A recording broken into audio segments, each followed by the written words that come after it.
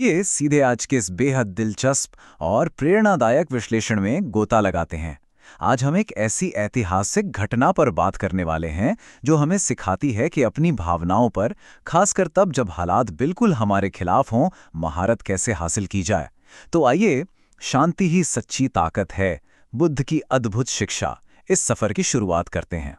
इस पूरे विषय की नींव इसी एक जबरदस्त विचार पर टिकी है। मनुष्य का सबसे बड़ा शत्रु उसका क्रोध है और सबसे बड़ी शक्ति उसका धैर्य। जरा सोचिए, कितनी गहरी बात है ना। हम अक्सर बाहर दुश्मनों को तलाशते हैं, लेकिन असल में हमारा सबसे बड़ा दुश्मन हमारे ही अंदर बैठा है। और आज हम यही डिकोड करने वाले हैं कि कैसे हमारा धैर्य हमारे इस सबसे बड़े दुश्मन के खिलाफ एक अभेद्य ढाल का काम करता है। ठीक है, तो अब आते हैं भाग 1 पर, शांति और धैर्य का उपदेश, द सीरीन सेटअप।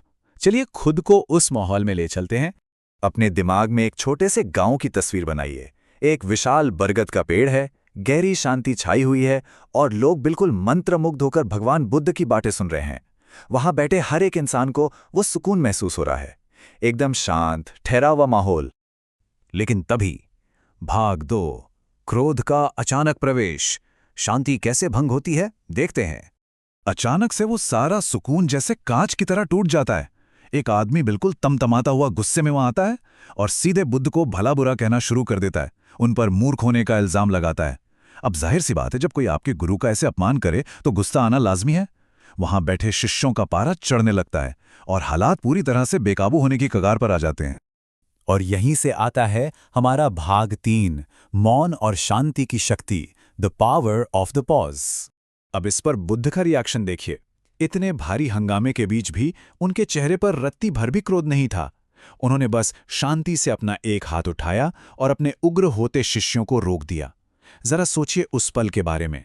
गालियों और शोर शराबे के बीच वो अचूक शांति। उस जगह पर एक अजीब सा तनाव से भरा सन्नाटा छा गया।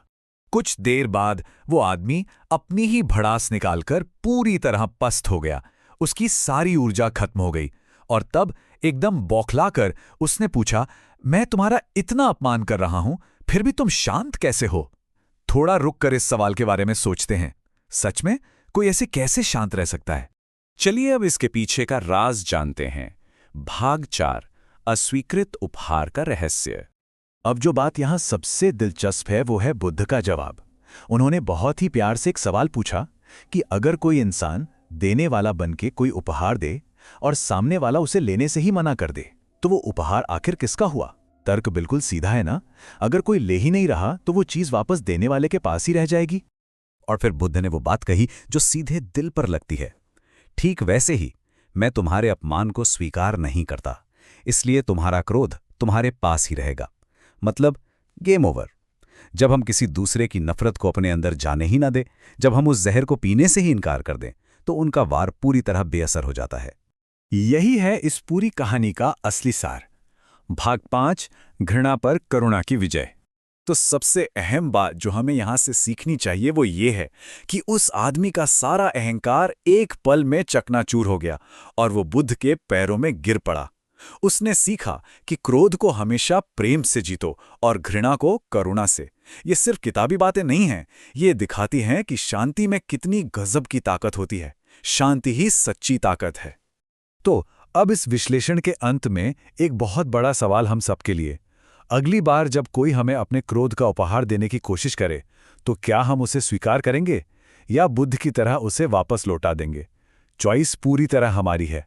इस प्रस्तुति में हमारे साथ जुड़ने के लिए बहुत बहुत शुक्रिया। इस विचार को आज अपने साथ जरूर रखिएगा।